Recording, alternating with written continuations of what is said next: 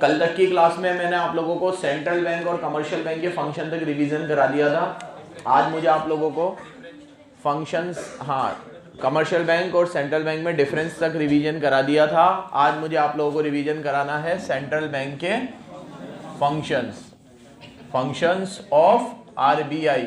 हमारा central bank कौन है? आरबीआई। एक बार पुराना थोड़ा सा देख लेते, बस 5 मिनट। यहाँ देखो, पहले मैंने आप लोगों को बताया कि हम जब भी डिपॉजिट एक्सेप्ट करते हैं for the purpose of lending तो उसे बैंकिंग बोलते हैं। और बैंकिंग अगर हम प्रॉफिट मोटिव से करें तो वो बैंक क्या बन जाता है? Commercial bank. और अगर हम लोग दोनों फंक्शंस परफॉर्म ना करें बैंक के तो हम क्या कहलाएंगे? Financial institution. ये छोटे छोटे एक एक नंबर में बनेगा। कमर्शियल बैंक के फंक्शंस, पहला function acceptance of deposit. Commercial bank का काम होता है आपसे क्या करना? डिपॉजिट एक्सेप्ट करना। कौन से डिपॉजिट? ये याद हो गए होंगे आपको। Current account deposit, saving account deposit, fixed deposit, recurring deposit. सबके बारे में कुछ विशेषताएं हैं। जैसे सेविंग अकाउंट डिपॉजिट में मिनिमम बैलेंस मेंटेन करना पड़ता है, इंटरेस्ट मिलता है। करंट अकाउंट में इंटरेस्ट नहीं मिलता है लेकिन मिनिमम बैलेंस भी maintain. Current account usually businessman खुलवाते हैं, सेविंग अकाउंट कोई भी खुलवा सकता है। फिर एफडी बताया था, आरडी बताया था। एफडी में एक बार में पैसा जमा कराते हैं, एक बार में निकाल लेते हैं। आरडी में पार्ट टाइम में पैसा जमा कराते हैं और एक बार में निकाल लेते हैं। एफडी पे इंटरेस्ट सेविंग अकाउंट से ज्यादा मिलता है। फिर मैंने आप लोगों को बताया था दूसरा function lending of money. Lending, bank किस किस को लेंड करता है? कौन से पैसे लेंड करता है? एक तो मनी एट कॉल, जिसे हम क्या बोलते हैं? Demand loan. ये किसको मिलता है? जिसकी क्रेडिट नीड डेली फ्लक्चुएट होती है। दूसरे नंबर पे कौन सा लोन देती है बैंक आपको? Cash credit. ये किसको मिलता है? बिजनेसमैन को, स्टॉक के बेसिस। इसमें जितनी भी लिमिट मिलती है उसके ऊपर ब्याज नहीं मिलता, देना पड़ता। उसमें से उस लिमिट में से जितना पैसा विड्रॉ करोगे उसके ऊपर ब्याज देना पड़ता है। ठीक है, ये तो कैश क्रेडिट हो गया। तीसरा लोन जो आपको मिलता है वो कौन सा होता है? Short term loan. Short term loan आप लोगों को हर बेसिस के ऊपर मिल जाएगा। ठीक है, कोई भी बेसिस के ऊपर आपको शॉर्ट टर्म लोन मिल जाएगा। कार के लिए, घर खरीदने के लिए, घर बनाने के लिए, इसके लिए, उसके लिए, पढ़ाई के लिए, सबके लिए। जितने भी लोन तुम देखते हो ना, एजुकेशन लोन, ये सब कौन से होते हैं? Short term. और अगर इनका रीपेमेंट 5 साल से ज्यादा में करना है तो लॉन्ग टर्म हो जाएगा वो। ठीक है, फिर मैंने आप लोगों को बताया था ओवरड्राफ्ट। ओवरड्राफ्ट फैसिलिटी भी बैंक देता है, जिसमें आप अपने अकाउंट से जितना पेमेंट है उससे ज्यादा का विड्रॉवल कर सकते हो और उसके ऊपर ब्याज लगेगा आपको। फिर मैंने आपको बताया था discounting of bill of exchange. अगर आपके पास कोई बिल ऑफ एक्सचेंज है जिसकी पेमेंट आपको एक पर्टिकुलर टाइम के बाद मिलने वाली है तो आप वो बिल ऑफ एक्सचेंज बैंक के पास जाकर डिस्काउंट करा सकते हो और बैंक आपको आज ही पैसे दे देगा और उसके लिए वो क्या लेगा? Discounting charges. फिर मैंने आप लोगों को ये सारे फंक्शन बताने के बाद तीसरा फंक्शन बढ़ाया था इन्वेस्टमेंट ऑफ फंड। बैंक का काम होता है आपके फंड को क्या करना? इन्वेस्ट करना। बैंक कहां पे आपके फंड को इन्वेस्ट करता है? गवर्नमेंट सिक्योरिटी में और नॉन गवर्नमेंट सिक्योरिटी में और रियल एस्टेट में, कहीं पर भी। लेकिन गवर्नमेंट सिक्योरिटी में उसे इन्वेस्ट करना क्या होता है? कंपलसरी होता है। क्या होता है? इसके बाद चौथा फंक्शन होता है बैंक का इन्वेस्टमेंट तो हो गया, एजेंसी फंक्शन। इसमें बैंक आपका एजेंट बन के काम करता है। इसलिए इसके अंदर मैंने आप लोगों को बताए थे रेमिटेंस ऑफ फंड का काम। ठीक है, आपके बिहाफ पे पेमेंट करने का काम, आपके बिहाफ पे पेमेंट रिसीव करने का काम, सिक्योरिटी परचेज करने का काम, ट्रस्टीशिप, आप बैंक को ट्रस्टी भी बना सकते हो। पांचवा फंक्शन पढ़ाया था मैंने आपको बैंक का एजेंसी फंक्शन। इसमें मैंने आप लोगों को एक न्यूमेरिक बनवाया था कल, रोटलू। यहाँ पे बैंक आपका एजेंट बन के काम करता है। वहां आर का मतलब क्या था? रेफरी। ओ का मतलब क्या है? ऑर्नामेंट्स, डीड, ज्वेलरी, ये सब आप लॉकर में रख सकते हो। टी का मतलब ट्रेवलर चेक। अगर आप कहीं बाहर घूमने जा रहे हो तो आप ट्रेवलर चेक बना के जा सकते हो और उसकी मदद से आप लोग बाहर कोई भी पेमेंट कर सकते हो। आपको फॉरेन करेंसी मिल जाएगी वहां पर। एल लेटर ऑफ क्रेडिट, ये काम आता है इंपोर्ट एक्सपोर्ट में। और यू अंडरराइटिंग, बैंक आपका अंडरराइटर बन के काम करता है। रोटलू हो गया था। फिर मैंने आप लोगों को कहा था कमर्शियल बैंक का काम होता है एक और क्रेडिट क्रिएट करना। तो क्रेडिट क्रिएशन का प्रोसेस समझाया था, जल्दी से देख लो। आप बैंक को 1000 रुपए दोगे, बैंक के पास क्षमता है वो उसे कितना बना देगी? तो मतलब 5000 अगर हमारे टोटल डिपॉजिट है और 1000 हमारा प्राइमरी है तो क्रेडिट क्रिएशन कितना हुआ? 5 टाइम्स। कितना हुआ? इसको मनी मल्टीप्लायर भी बोलते हैं। क्या बोलते हैं? इसको क्रेडिट मल्टीप्लायर भी बोलते हैं। क्या बोलते हैं? कैसे किया बैंक ने ये जादू?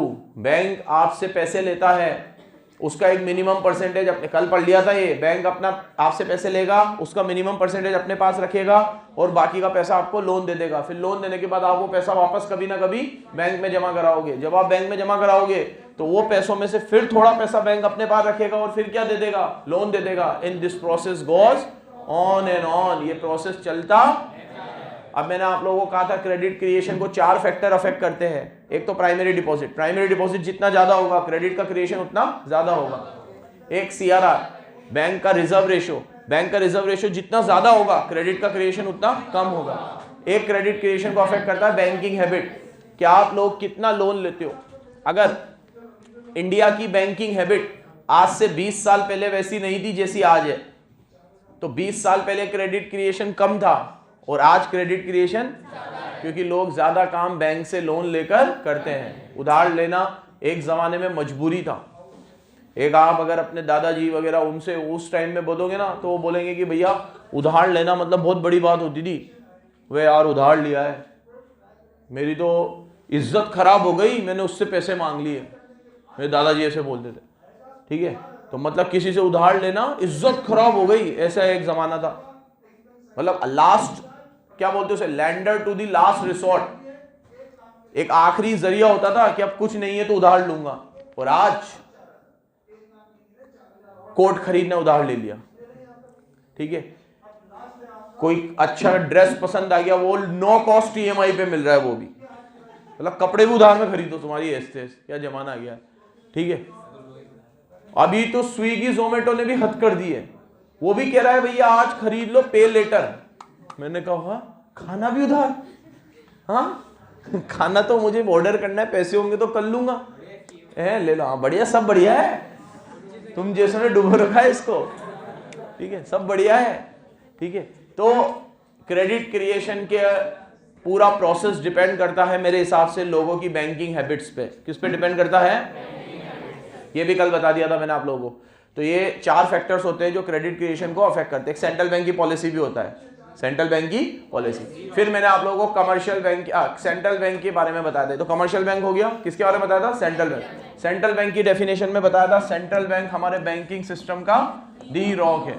वो क्या करता है, डायरेक्ट करता है, रेगुलेट करता है, ऑपरेट करता है, कंट्रोल करता है। किसको, एंटायर बैंकिंग सिस्टम को। किसको,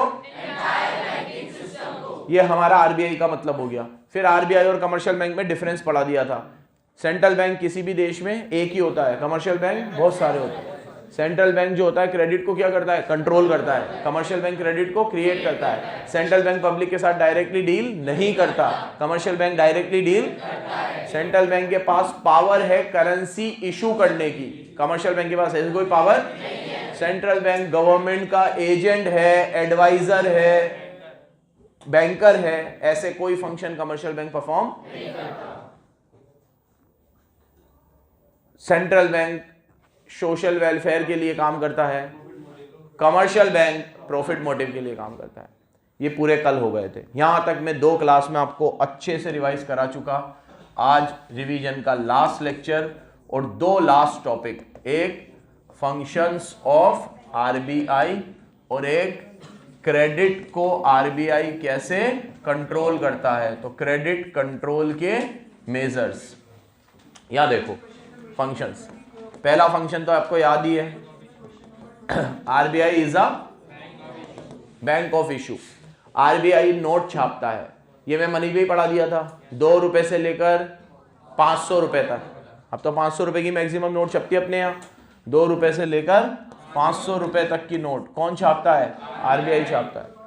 अलग अलग डिनोमिनेशन में आरबीआई नोट छापता है, 500 रुपए का, 100 रुपए का, 200 रुपए का, 50 रुपए का, 20 रुपए का, 10 रुपए का, ये सारे नोट होते हैं।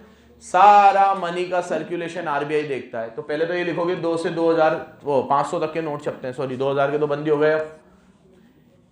नोट छापते वक्त मैंने तुम्हें कहा था ये मिनिमम रिजर्व रिक्वायरमेंट फॉलो करता है। क्या फॉलो करता है, मतलब ये अपने पास मिनिमम रिजर्व रखता है। अनिरुद्ध कितना मिनिमम रिजर्व रखता है, मनी में पढ़ाया था, बोलना मत कोई भी, तेज बोल। 200 रुपए बोलना भाई, ढंग से तेज बोलना। 200 करोड़ का मिनिमम रिजर्व फॉलो करता है, 200 जिसमें 115 करोड़ का तो क्या होगा, गोल्ड, और बाकी 85 करोड़ की अदर सिक्योरिटीज, जिसमें फॉरेन एक्सचेंज वगैरह सब आ गए, अदर सिक्योरिटी। ठीक है, बोल मुर्तुजा, 200 करोड़ के मिनिमम रिजर्व में आरबीआई कितनी नोट छाप सकता है?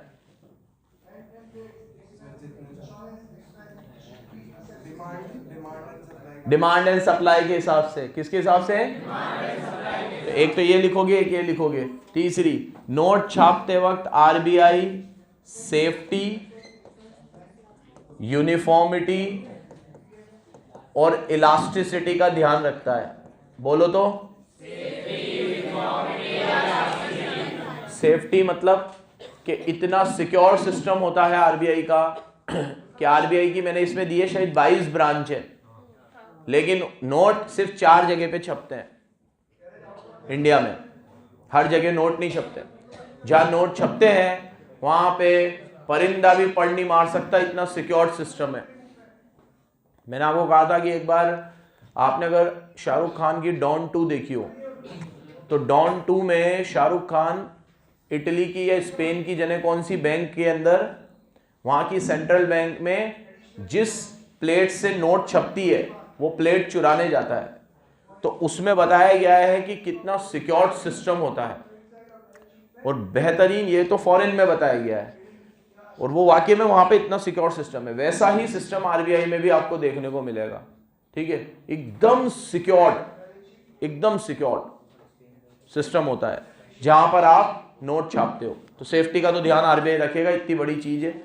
फिर यूनिफॉर्मिटी का ध्यान रखता है और इलास्टिसिटी का ध्यान रखता है। इलास्टिसिटी मतलब डिमांड सप्लाई से छपते हैं। किससे छपते हैं? अब इस वजह से आरबीआई को बैंकर्स बैंक भी कहा जाता है। क्या कहा जाता है? ये वर्ड टू वर्ड जो मैंने बोले नोट्स में मिल जाएंगे आपको, ये भी मिलेगा, ये भी मिलेगा और ये भी मिलेगा। अब नंबर 2, अगला फंक्शन है बैंक का। क्या? Banker, agent and adviser. क्या है? अभी एक बार में आप रीड करना, पहले सुन लो। Banker, agent and adviser. देखो, आरबीआई मुश्किल के समय में गवर्नमेंट को लोन देता है तो वो गवर्नमेंट का बैंकर हुआ। फाइनेंशियल मैटर में एडवाइस देता है तो एडवाइजर हुआ। और गवर्नमेंट की कोई सिक्योरिटी बिक नहीं रही होती तो आरबीआई उसे बेचवा देता है तो वो उसका एजेंट भी हुआ। तो वो बैंकर भी है, एजेंट भी है, एडवाइजर। आज आगे बैठे हैं, बैंकर भी है, एजेंट भी है और एडवाइजर भी है। कौन है? आरबीआई। किसका? आरबीआई है किसका? ठीक है। नेक्स्ट, थर्ड फंक्शन है बैंक का। ठीक है, कस्टोडियन ऑफ कैश रिजर्व। जितने भी हमारे देश में कमर्शियल बैंक है, सुनो, जितने भी हमारे देश में कमर्शियल बैंक है, उन सब कमर्शियल बैंक को अपने अपने डिपॉजिट का मिनिमम परसेंटेज आरबीआई के पास रखना पड़ता है। तो कस्टोडियन का मतलब होता है रखवाला। तो वो सारे कमर्शियल बैंक के कैश का रखवाला है। सारे कमर्शियल बैंक के कैश का रखवाला है कौन? आरबीआई। आरबीआई आपके सारे कमर्शियल बैंक के कैशों को क्या रखता है? वो अपने पास सिक्योर रखता है। ठीक है, इतना ही नहीं, अगला पॉइंट इससे जुड़ा हुआ है। अभी तो और सुनो, कस्टोडियन ऑफ नेशंस रिजर्व। हमारे देश के भी जो रिजर्व है वो किसके पास है? आरबीआई। हमारे देश के पास जितना भी गोल्ड है, गोल्ड का खजाना है, वो किसके पास पड़ा हुआ है? हम लोगों ने बहुत सारा गोल्ड आज़ादी के वक्त हमारा इंग्लैंड पड़ा हुआ था। अभी कुछ समय पहले ही बहुत सारा गोल्ड हमने इंग्लैंड से छुड़ाया और वो हमारे पास आ गया। ठीक है, तो गोल्ड के खूब सारे रिजर्व है हमारे पास। हमारे पास गोल्ड के इतने रिजर्व है कि ये डॉलर का रेट जो आज 80-85 चल रहा है ना, 85 चल रहा है, इसको हम एक झटके में 5 रुपए पे ला सकते हैं। लेकिन हम गोल्ड बेचना नहीं चाहते। ठीक है, गोल्ड हमारी एक तरीके से घर का जेवर आप कब बेचते हो? ठीक है, और बहुत अच्छा मानते क्या घर का जेवर बेचना। ठीक है, गोल्ड बनाना अपन कितना अच्छा, अपन अलग अलग कम्युनिटी से है ना, अपन लोगों को, लेकिन सबके अंदर एक मान्यता ये होंगी कि गोल्ड अपन ने शादी में या इस तरह के उसमें अपन ने गोल्ड बनाया होगा, तो गोल्ड अपन कभी बेचते नहीं है। कभी भी तुम देखा करो, जमीन जायदाद ये सब अपन लोग बेच देंगे कुछ भी, लेकिन गोल्ड अपन एकदम लास्ट में कि यार, और बहुत क्या बोलते हैं, दिल पे पत्थर रख के अपन कभी गोल्ड बेचते हैं। तो अपनी गोल्ड के साथ एक इमोशनल वैल्यू भी जुड़ी हुई है अपनी, मतलब अपनी इंडियंस की, ठीक है, होता है ऐसा। तो ये देश का गोल्ड है, तो देश का गोल्ड अपन लोग कभी भी बेचते नहीं है हमारे पास खूब, इतना है कि इकोनॉमी को हम वापस स्टेबल कर दे, ठीक है, लेकिन हम कभी करते नहीं है। 85 पे डॉलर चला गया, ठीक है, वापस टूट के कभी 70 पे भी आएगा, ठीक है। एक ज़माना ऐसा था जब डॉलर 5 रुपए का भी था, 1 रुपए का भी था, 1 रुपए का 1 डॉलर था, वो ज़माना भी था। वो तो क्या है, हम इंपोर्ट ज़्यादा करते गए, एक्सपोर्ट कम करते गए, तो हमारी इकोनॉमी जैसे जैसे फैलती गई और डॉलर अपने आप में मजबूत होता चला गया, तो हमारी करेंसी डूबती उसके सामने टूटती चली गई, ठीक है। तो अगर हम सही स्टेप्स लेंगे तो ये वापस सही भी हो जाएगी। हाँ, लेकिन वो ज़माना तो नहीं आएगा, अब 1 डॉलर और 1 रुपया तो कभी नहीं होगा बराबर, लेकिन ये चीज़ें सही हो जाएंगी, ठीक है। जैसे मनमोहन सिंह जब छोड़ के गए थे तो 58-59 पे ट्रेड कर रहा था डॉलर, आज वो 85 हो गया, ठीक है, 86 हो गया, ठीक है। तो तुम्हें कहा था मैंने कि उस समय जब 58-59 ट्रेड कर रहा था तो मनमोहन सिंह के पुतले जलाए जाते थे, लेकिन वो ये चीज़, कुछ चीज़ें ऐसी है जो कंट्रोल में नहीं है। उस समय वो मनमोहन सिंह के कंट्रोल में नहीं थी और आज वो मोदी जी के भी कंट्रोल में नहीं है। इसमें बहुत सारे फैक्टर्स होते हैं लेकिन पॉलिटिक्स होती है अपने यहाँ हर चीज़ में। उस समय ऐसा कहते थे कि डॉलर जो है वो 59 पे चला गया है तो रुपया वेंटिलेटर पे चला गया है भैया, ठीक है। अगर उस समय 59 पे रुपया वेंटिलेटर में था तो अभी तो उसका अंतिम संस्कार हो चुका है फिर, क्योंकि 86-89 आ गया अब तो, ठीक है। तो ये सब डिमांड सप्लाई फोर्सेस पे निर्भर करता है कि कितना इंपोर्ट करते हैं, कितना एक्सपोर्ट करते हैं, हमारी इकोनॉमिक पोजीशन कैसी है। ये सब चीज़ें मिलकर डॉलर की वैल्यू को और मजबूत कर देती है। अच्छा, हम अभी कुछ ऐसी स्टेप ले रहे हैं कि जिससे डॉलर फिर नीचे आ सकता है। जैसे हम लोगों ने कुछ कंट्रीज़ के साथ ऐसे अरेंजमेंट किए हैं कि उनके साथ हम जो भी ट्रेड करेंगे वो रुपये में करेंगे। किस में करेंगे? क्योंकि हम हर ट्रेड अगर डॉलर में करेंगे तो डॉलर तो मजबूत ही होता चला जाएगा, ठीक है। जैसे एक बात बताओ, एक एरिया में अगर एक ही दुकान है, सब वही बेचता है, तो प्रोबेबिलिटी है कि वो ज़्यादा कमाएगा। और उसी एरिया में 5-6 दुकान हो जाए और सब बेचने लगे तो प्रोबेबिलिटी है कि उसका बिजनेस थोड़ा नीचे आएगा और बाकियों का भी ऊपर आएगा। तो जब सारा ही ट्रेड डॉलर में हो रहा है तो डॉलर का मजबूत होना तो स्वाभाविक है। लेकिन अगर हम ट्रेड दूसरी कंट्री करेंसीज में भी करने लग जाएंगे तो इट माइट भी पॉसिबल कि डॉलर का वैल्यू जो ये आसमान छू रहा है ये कभी ना कभी नीचे आएगा और सही हो जाएगा। तो चलो, कस्टोडियन ऑफ, सारी बातें निकली। हमारे पास जितना भी डॉलर है, जितना भी यूरो है, जितना भी गोल्ड है, हमारे देश की जितनी भी संपत्ति है वो किसके पास है? आरबीआई की। कस्टोडियन आरबीआई है, उसका है। आरबीआई की है नहीं वो, लेकिन उसका रखवाला कौन है? आरबीआई। नेक्स्ट, अगला आता है लेंडर ऑफ लास्ट रिसोर्ट। मतलब जब भी कोई मुसीबत आती है कमर्शियल बैंक को तो अंत में उसे याद किसकी आएगी? RBI. Lender of last resort, मुसीबत का आखिरी जरिया। मुसीबत का जब भी कोई अनएंटिसिपेटेड लॉस हो जाए किसी बैंक को, इमरजेंसी आ जाए, कोई फाइनेंशियल बैंकरप्सी हो जाए, या व्हाटएवर इस तरह की कोई भी चीज होती है तो आरबीआई पीछे मजबूती से खड़ा है। हाँ, लेकिन इसका ये भी मतलब नहीं है, देखो इतने सारे बैंक है, अगर इनको एकदम खुली छूट दे दी जाए तो फिर ये तो कुछ भी करेंगे, अंधाधुंध काम करेंगे, तो ऐसा भी नहीं है। लेकिन हाँ, जैसे अभी स्टॉक मार्केट बहुत डाउन जा रहा है, अभी स्टॉक मार्केट बहुत डाउन है अभी, ठीक है। तो इस तरीके से कई बार होता है बीच में स्टॉक मार्केट क्रैश हो जाता है, कुछ ऐसे नुकसान हो जाते हैं जो किसी के भी कंट्रोल में नहीं होते और उस वजह से लॉस हो गया और कोई बैंक एकदम नीचे आ गया तो उसको पैसे देके आरबीआई मदद करता है, बैंकरप्सी से बचाता है, डूबने से बचाता है। तो lender of the last resort, मुसीबत का अंतिम जरिया कौन है? RBI. Number 6, bank of central clearance. क्या दे रखा है? अगर दो लोगों के आपस में कोई ड्यूज है तो आरबीआई उसे सेंट्रली क्लियर करवा देता है। दो लोगों के मतलब दो बैंकों के। जैसे एक एग्जांपल देके बताता हूं कि मैंने तुम्हें पहले भी ये एग्जांपल दिया था कि मुझे मान लो आलिया से फीस के पैसे लेने हैं, आलिया से मुझे फीस के पैसे लेने हैं, ठीक है। और ये सिमरिता की दुकान से मैंने कोई कपड़े खरीदे तो मुझे सिमरिता को कपड़ों के पैसे देने हैं, ठीक है। तो मुझे आलिया से पैसे लेने भी है और सिमरिता को पैसे देने भी है, तो I am debtor as well as creditor में।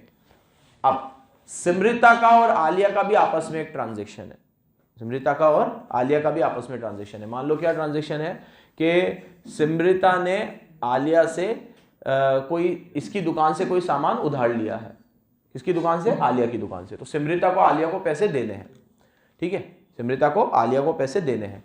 तो सिमरिता मेरे पास आई कि सर वो आपने मेरी दुकान से कपड़े लिए थे, वो पैसे दे दो, मेरे को आलिया को पे करने हैं। मैंने कहा अच्छा आलिया को पे करने क्या तेरे को? कितने रुपए? कि 10,000। कि चल ठीक है मैं 10,000 पे कर दूंगा। तो ठीक है सर आप पे कर देना। तो अब मैं आलिया के पास गया, मैंने कहा तुझे सिमरिता को 10,000 रुपये लेने थे तुझे? मैंने कहा हाँ। तो वो तू मेरे से ले लेना। तो आलिया ने कहा ठीक है सर आप दे दो, लेकिन मुझे भी तो तुझसे फीस के 10,000 रुपये लेने हैं। हाँ सर। तो उसमें काट लूँ? हाँ ऐसा कर लो सर। तो अब मैंने आलिया को कोई पैसे नहीं दिए, फिर भी हमारा आपस में ड्यू क्लियर हो गया। मैंने सिमरिता से कोई पैसे लिए भी नहीं, हमारा आपस में ड्यू, और सिमरिता ने आलिया को कोई पैसे दिए भी नहीं, फिर भी सिमरिता और आलिया का भी ड्यू आपस में क्लियर हो गया। This is what we call central clearance. क्या एग्जांपल समझ में आया तुम्हें? किसी ने किसी को एक फुटी कौड़ी भी दी नहीं, एक फुटी कौड़ी भी ली नहीं, फिर भी सबके ड्यूज आपस में क्लियर हो गए। अब यहां पे तुम समझ लो आलिया होती बैंक ऑफ बड़ौदा, सिमरिता होती bank of Punjab, Punjab national bank, और मैं होता आरबीआई। हो गया क्लियर? तो ऐसे दो बैंकों के आपस के ड्यूज सेंट्रल बैंक क्लियर कर देता है, इसे बोलते हैं सेंट्रल क्लियरेंस। समझ में आ रहा है बराबर? क्या पढ़ा रहा हूं मैं तुम लोगों को? ये किसके फंक्शंस? आरबीआई के, सेंट्रल बैंक के फंक्शन। कितने हो गए? 6। पहला सबसे इंपॉर्टेंट क्या फंक्शन है? नोट छापता है। दूसरा बैंकर, एजेंट, एडवाइजर। किसका बैंकर है? गवर्नमेंट का। एजेंट किसका है? गवर्नमेंट का। एडवाइजर किसका है? गवर्नमेंट का। गवर्नमेंट को ये फंक्शन परफॉर्म करता है। तीसरा फंक्शन कस्टोडियन, कैश रिजर्व का कस्टोडियन और नेशन के रिजर्व। नेशन के रिजर्व में क्या आते हैं? Gold, silver, dollar, euro, pound, सबका कस्टोडियन कौन है? सेंट्रल में। ये कस्टोडियन वाले 2 पॉइंट हो गए। लेंडर ऑफ लास्ट रिसोर्स, मुसीबत का आखिरी जरिया, और फिर सेंट्रल क्लियरेंस। एकदम सिंपल है, ठीक है, इनको रीड कर लो। अब आखिरी फंक्शन है क्रेडिट को कंट्रोल करता है। इसके अंदर 2 फंक्शंस पढ़ाता हूं अभी, क्वांटिटेटिव और क्वालिटेटिव। जल्दी जल्दी रीड कर लो। Quantitative,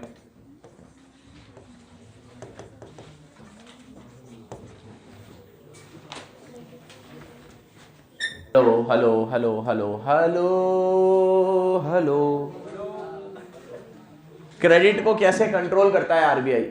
last function central bank का, सेंट्रल बैंक का लास्ट फंक्शन। क्यों? क्रेडिट को क्या करता है? कंट्रोल। मैंने आपको कहा था ये 3 चैप्टर में आएगा।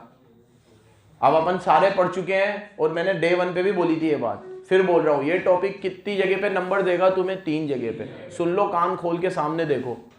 अगर मैं तुमसे बोलूं कि आरबीआई क्रेडिट को कैसे कंट्रोल करता है, तो तुम्हें ये लिखना है। मैं तुम्हें ये बोलूं कि इकोनॉमी में मनी सप्लाई को कैसे कंट्रोल करना है, तो भी तुम्हें यही लिखना है। मैं तुम्हें बोलूं एक्सेस डिमांड और डेफिशिट डिमांड को कैसे कंट्रोल करना है, तो तुम्हें फिर यही लिखना है। तो 3 सवालों के 1 जवाब। कौन से 3 सवाल है? बोलो बोलो। एक तो क्रेडिट को कैसे कंट्रोल करते हैं, एक मनी सप्लाई को कैसे कंट्रोल करते हैं, और एक एक्सेस डिमांड और डेफिसिट डिमांड को कैसे कंट्रोल करते हैं। अरे 4 है, 3 तो ये हो गए, एक चौथा। जब मैंने आप लोगों को कहा था बजट में कि सरकार इन्फ्लेशनरी पॉलिसी लाती है और डिफ्लेशनरी, अभी इसके बाद बजट ही रिवाइज कराऊंगा, तो उसमें जो सरप्लस बजट और डेफिसिट बजट है वो सरकार लाती है, वो भी इन्हीं टेंडेंसी में लाती है। मतलब उसको कंट्रोल करने के लिए भी, वो तो खैर सरकार की पॉलिसी है, लेकिन आरबीआई की मदद लेगी तो वो क्या करेगी? क्वालिटेटिव या क्वांटिटेटिव। मतलब मोर और लेस इकोनॉमी में जब भी पैसे का फ्लो बढ़ जाएगा या पैसे का फ्लो कम हो जाएगा, तो वहां काम आरबीआई आएगा। कौन आएगा? इसीलिए आरबीआई की पॉलिसी को मॉनेटरी पॉलिसी बोलते हैं। क्या बोलते हैं? और गवर्नमेंट की पॉलिसी को फिस्कल पॉलिसी बोलते हैं। क्या बोलते हैं? सरकार के हाथ में 2 ही चीज होती है, एक्सपेंडिचर और टैक्सेस। क्या होता है? एक्सपेंडिचर और टैक्सेस। और आरबीआई के हाथ में है पैसा छापना, पैसा छापना। आरबीआई डायरेक्ट कुछ भी नहीं करेगा, इनडायरेक्ट करेगा, पैसे छाप के गवर्नमेंट को देगा, फिर गवर्नमेंट करेगी, गवर्नमेंट इंफ्रास्ट्रक्चर बनाएगी, ये करेगी, टैक्स लगाएगी, टैक्स कम करेगी, गवर्नमेंट के हाथ में। तो याद रखना ये बात, इकोनॉमिक्स का एकदम बेसिक चीज है कि गवर्नमेंट की पॉलिसी को क्या बोलते हैं, फिस्कल पॉलिसी, और आरबीआई की पॉलिसी को, भाई ये याद रह जाएगा आपको, एक एक नंबर में आता है, ये बहुत सिंपल चीज है। अब देखो आरबीआई की पॉलिसी में दो आती है, क्वांटिटेटिव और क्वालिटेटिव। पहले मैंने कौन सी दे रखी है नोट्स में, क्वांटिटेटिव ही होगी, क्वांटिटेटिव। क्वांटिटेटिव में देखो गिनो कितनी दे रखी है मैंने, पहले नंबर पे होगी बैंक रेट पॉलिसी, है ना, इसमें repo rate, reverse repo rate सब बता रखी है, ठीक है। सेकेंड नंबर पे ओपन मार्केट ऑपरेशंस, और थर्ड नंबर पे वेरिएबल रिजर्व रिक्वायरमेंट। क्या, इसमें मैंने दो रिजर्व दे रखे होंगे, एक तो सीआरआर और एक एसएलआर। चौथे नंबर पे है क्या कुछ, नहीं है, तीन ही है। उसके बाद क्वालिटेटिव होंगी, क्वालिटेटिव में पहली कौन सी है, चेंज इन मार्जिन रिक्वायरमेंट, कौन सी है, बराबर सुनते जाना। दूसरे नंबर पे मॉरल स्वेजन, और फिर सिलेक्टिव क्रेडिट कंट्रोल। क्या, सिलेक्टिव क्रेडिट कंट्रोल। तीन ही है इसमें भी, तीन इधर है, तीन है, तो बिल्कुल ही लल्लू है। इनके ऊपर थोड़ा टाइम देंगे, ध्यान से सुनना। पहली बैंक रेट पॉलिसी, बोलो मेरे साथ, the rate at which central bank give credit to commercial bank is called bank rate, and the rate at which commercial bank give credit to public is called interest rate, and there is direct relationship between bank rate and interest rate. देखो जिस rate पे RBI loan देती है commercial bank को, मैं RBI हूं, है ना, और ये दोनों कमर्शियल बैंक है, तो मैं इनको लोन दूंगा वो बैंक रेट, और तुम पब्लिक हो, और ये दोनों फिर तुम्हें लोन देंगे, ये इंटरेस्ट रेट है।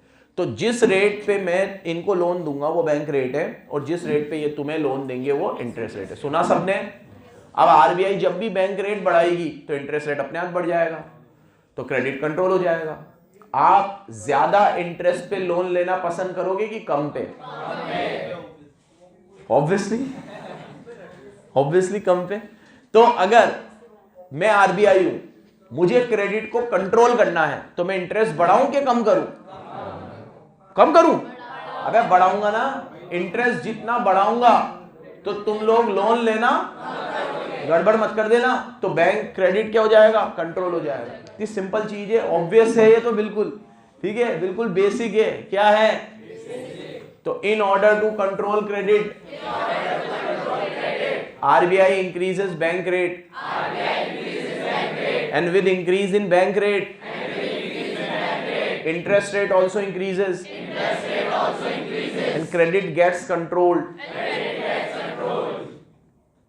to a certain extent. Zero तो हो नहीं सकता, क्योंकि जो नट्टे हैं वो तो 12% पे भी लोन ले रहे थे, और 14 पे भी लेंगे, और 16 पे भी लेंगे। जिसको मांग के खाने की आदत पड़ गई है वो तो मांगेगा और खाएगा और देश को डुबोएगा। लेकिन जिसको ये लगेगा भाई भैया ये तो बहुत ज्यादा लोन है, ठीक है, जैसे कई बार ऐसा होता है कि कुछ लोग ये सोचते हैं कि आज लोन मिल रहा है तो लेंगे, लेकिन चुकाना भी तो है, ठीक है, मतलब चुकाना भी तो है। तो कई लोगों की ये टेंडेंसी होती है कि चुका नहीं पाऊंगा तो क्यों लूँ, फिर जब पैसे आएंगे, जब चुकाने की क्षमता होगी तब ले लेंगे। तो इंटरेस्ट रेट बढ़ाने से क्या होता है कि जो अननेसेसरी क्रेडिट है ना वो कर्टेल हो जाता है। कुछ लोग समझ जाते हैं, तो उससे क्रेडिट थोड़ा सा कंट्रोल। देखो बच्चों, ये सारे चैप्टर में मैं तुम्हें ये पढ़ा रहा हूं, क्रेडिट को कंट्रोल करना है, जीरो थोड़ी करना है। जीरो तो हो ही नहीं सकता, कोई बिजनेस बिना क्रेडिट के थोड़ी चल सकता है। और मैं हमेशा अपने एग्जाम्पलों में भी तुम्हें बोलता हूं कि जो क्रेडिट जरूरी है, देखो बिजनेस के लिए वो जरूरी है, वो तो लेना पड़ेगा। मैं किस क्रेडिट की बात करता हूं कि आप ये जो मोबाइल फोन ले रहे हो, आईफोन आप लोग नो कॉस्ट ईएमआई पे ले रहे हो, ऐसी तो कोई जरूरत नहीं है कि मैं 1,00,000-1.5 लाख रुपए का फोन लूं और वो भी उधार लेके लूं, तो वो तो मुझे इतना जरूरी नहीं लगता। कार लोन हो गया, दूसरे तरह के लोन हो गए। अब कार की जगह अगर कोई बंदा है, उसका दूध सप्लाई करने का काम है और वो कोई व्हीकल ले रहा है अपने बिजनेस के लिए, तो ठीक है, वो उसकी किस्तें अपने बिजनेस से चुका देगा, तो उसमें कोई आपत्ति नहीं है। तो जो क्रेडिट आपके बिजनेस के लिए जरूरी है वो तो ठीक है, लेकिन जो अननेसेसरी क्रेडिट है उसको आरबीआई क्या करना चाहता है, कंट्रोल करना चाहता है। कैसे कंट्रोल करता है? बैंक रेट को बढ़ाकर। किसको बढ़ाकर? अब इसी में दो रेट और आती है, रेपो रेट और रिवर्स रेपो रेट। पीछे सुनते रहना भाई, बिल्कुल जरा सा भी ध्यान इधर उधर मत कर लेना। रेपो रेट, जिस रेट पे बैंक आपको शॉर्ट टर्म पीरियड के लिए लोन देता है उसे रेपो रेट बोलते हैं।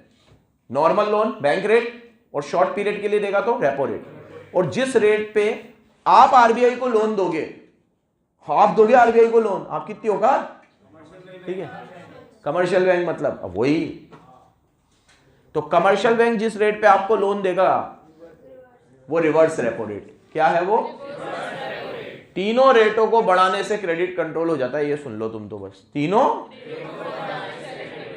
तीनों रेटों को बढ़ाने से क्रेडिट कंट्रोल हो जाता है, ठीक है। तो अब मेरे साथ एक लास्ट बार और याद कर लो, the rate at which RBI gives money to commercial bank is called bank rate. The rate at which RBI gives money to commercial bank for short period of time is called repo rate. And the rate at which commercial bank gives money to RBI for a short period of time is called reverse repo rate. बढ़ू, आगे बढ़ू। और credit को control करने के लिए तीनों rate बढ़ाना है कि कम करना है? बढ़ाना पड़ेगा। रेट बढ़ाएंगे क्रेडिट, रेट बढ़ाएंगे, और ये तीनों रेट को बढ़ाने से एक्सेस डिमांड में काम आएगा कि डेफिसिट डिमांड में? ये भी उधर पढ़ाया था मैंने। ये तीनों काम आएंगे एक्सेस डिमांड, क्योंकि ये तीनों रेट बढ़ाऊंगा ना तो तुम्हारी डिस्पोजेबल इनकम, और डिस्पोजेबल इनकम कम होने से तुम्हारी डिमांड, और एक्सेस डिमांड में मुझे डिमांड बढ़ानी है कि कम करनी है? भैया सुन लो कान खोल के, एक्सेस डिमांड में मुझे डिमांड, अबे वो तो ऑलरेडी एक्सेस है, बढ़ाना है कि कम करना है? हाँ, बढ़ाना है कि कम करना है?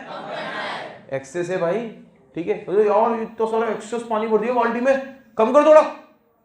तो एक्सेस है तो पानी और कम करूं कि और बढ़ा दूं? तो एक्सेस डिमांड में हमें डिमांड क्या करनी है, और डिमांड कम करने के लिए रेट बढ़ानी पड़ेगी। क्या करनी पड़ेगी? भैया सुन रहे हो, ये पहला हो गया बैंक रेट, इसी में रेपो रेट वगैरह भी पढ़ा दिया। अब इसकी कुछ लिमिटेशन सुन लो। बैंक रेट पॉलिसी तभी काम करती है, मैं देखो तुम लोग तो यहाँ देखो बस, बैंक रेट पॉलिसी तभी काम करती है जब आपके पास नेसेसरी बिल हो, क्योंकि आपको बैंक रेट से लोन लेने के लिए बिल देने पड़ते हैं आरबीआई को। अब आपके पास बिल ही नहीं है, कोई बिल ऑफ एक्सचेंज नहीं है, तो आप आरबीआई से लोन ही नहीं लोगे, और आप आरबीआई से लोन ही नहीं लोगे तो बैंक रेट बढ़े या कम हो आपको कोई फर्क ही। दूसरा, बिल होने के साथ साथ आपको उसे डिस्काउंटिंग कराने की आदत होनी चाहिए। जैसे कुछ सारे कमर्शियल बैंक क्या करते हैं, आरबीआई के पास जाते ही नहीं है बिल डिस्काउंट कराने, वो आपस में ही बिल डिस्काउंट करा लेते हैं। जैसे एक्सिस बैंक बिल दे देगा आईसीआईसी को, आईसीआईसी लोन ले लेगा और वो पब्लिक को दे देगा लोन। तो ऐसे इनका आपस में भी चलता रहता है, कई बार आरबीआई के पास जा ही नहीं रहे हो तुम।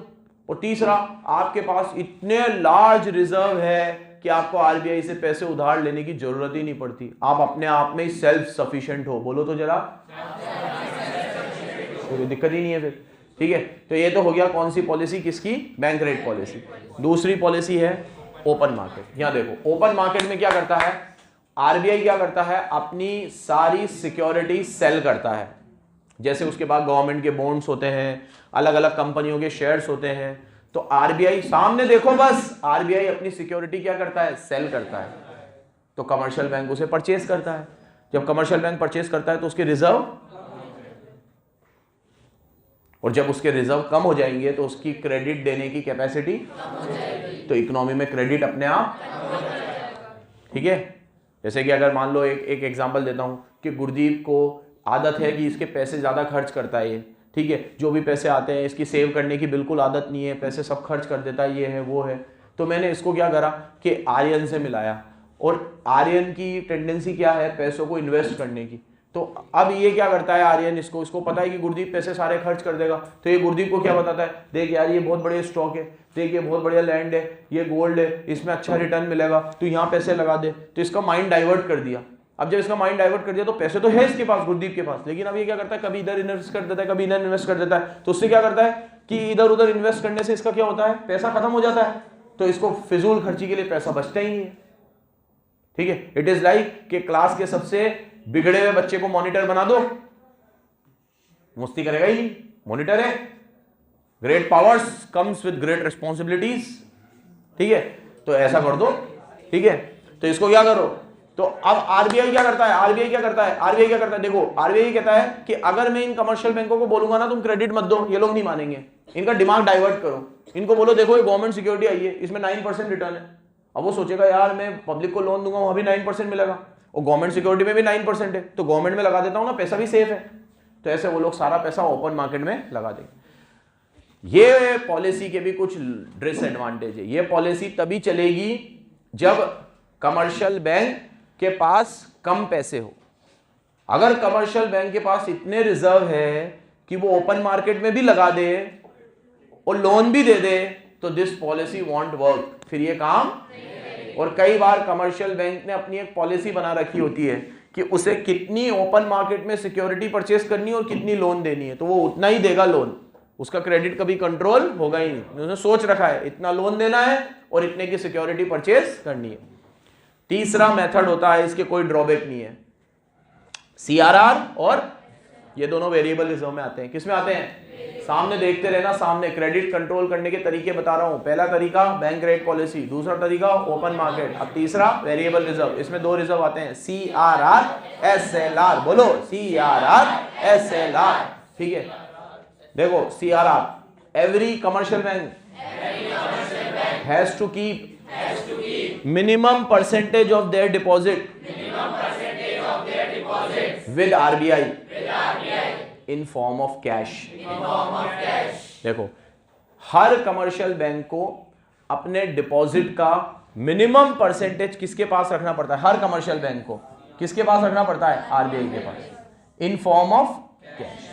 और हर कमर्शियल बैंक को आरबीआई के पास रखना पड़ता है एक minimum percentage in form of liquid asset, in form of with themselves.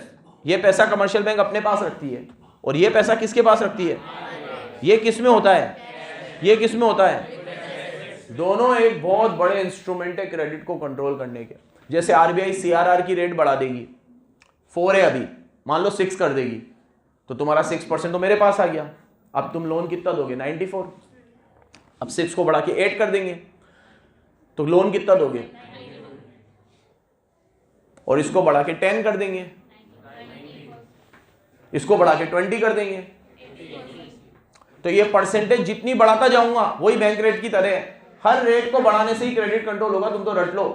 Her rate को बढ़ाने से, चाहे वो बैंक रेट हो, चाहे रेपो रेट हो, चाहे रिवर्स रेपो रेट हो, चाहे सीआरआर हो, चाहे एसएलआर हो, हर रेट को बढ़ाने से क्रेडिट कंट्रोल होता है। हर रेट को ये रेटें जितनी बढ़ेंगी फिर वही तुम्हारा लोन लेना उतना कम हो जाएगा। लोन लेना कम हो जाएगा तो क्रेडिट क्या हो जाएगा, कंट्रोल हो जाएगा। अब इन दोनों को ना जोड़े से याद रखना, सीआरआर और एसएलआर जोड़े से याद रखना। यहां देखो, पहला सीआरआर होता है इन फॉर्म ऑफ कैश, बोलो एसएलआर होता है इन form of liquid assets. Number 2, CRR में आप अपने मिनिमम डिपॉजिट रखते हो आरबीआई के पास, और यहां पे आप अपने मिनिमम डिपॉजिट अपने ही पास रखते हो, कीप इट विद देमसेल्फ, लिखा हुआ होगा उसमें देमसेल्फ, ठीक है।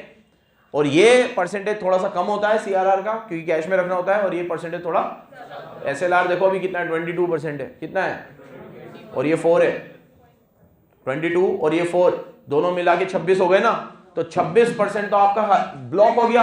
अब आपकी लोन देने की कैपेसिटी कितनी है, 74, कितनी है,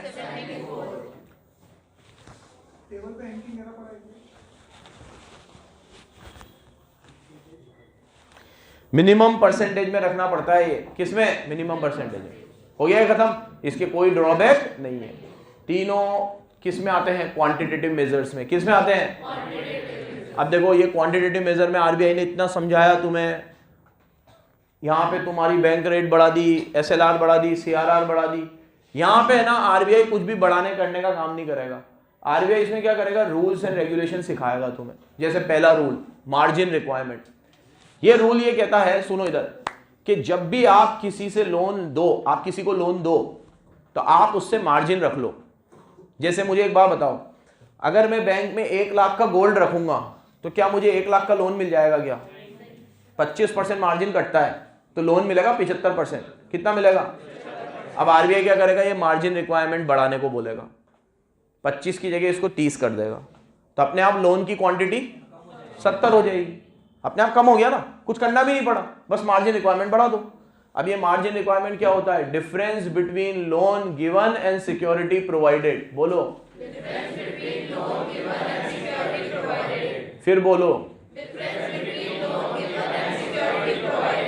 फिर बोलो और तेज बोलो। और यहां पे भी रेट बढ़ाना पड़ेगा, 25 से कितना कर दो? तो क्रेडिट, हर बार यही रूल है, यही राम कथा है कि क्रेडिट को कंट्रोल करने के लिए रेट बढ़ानी। मोरल स्वेजन, इसमें बैंक आपको समझाएगा, इनफॉर्मल तरीके से रिक्वेस्ट करेगा कि भैया क्रेडिट देना इतनी अच्छी बात नहीं है, आप समझो। और इसमें बैंक आपको सिलेक्टिव क्रेडिट कंट्रोल के लिए बोलेगा। जैसे बैंक आपको बोलेगा हमारे 2 प्रायोरिटी सेक्टर है, एग्रीकल्चर और स्मॉल स्केल इंडस्ट्री। क्या क्या है? तो बैंक बोलेगा अगर आपको लोन देना है तो किस सेक्टर में दो? एग्रीकल्चर में। स्मॉल स्केल इंडस्ट्री को दो, किसको दो? Small scale industry. तो इससे क्या होगा कि क्रेडिट भी कंट्रोल हो गया। और जिन सेक्टर्स को पैसों की सबसे ज्यादा जरूरत थी, जैसे किसान को, पूरी इंडियन इको में तुम्हें ये पढ़ाई है मैंने कि किसान को कितनी जरूरत होती है पैसों की, रूरल क्रेडिट अपन ने पूरा चैप्टर पढ़ा, तो उनको दो तुम लोन, कोई दिक्कत नहीं है, क्रेडिट देने का इतना शौक है। तो इसमें हम सिलेक्टिव क्रेडिट कंट्रोल की तरफ होने कहते हैं कि यहां कंट्रोल करो और यहां क्रिएट करो, जिसमें हमारे 2 प्रायोरिटी सेक्टर है, एग्रीकल्चर और स्मॉल स्केल। क्लियर है एकदम? This is all about banking. 3 revision lectures में हमने इसको समाप्त किया। एक क्लास में दे रखा है बैंक का हमारी जिंदगी में क्या रोल है, तो वो तुम रोल अपने हिसाब से डिफाइन कर लेना। धन्यवाद।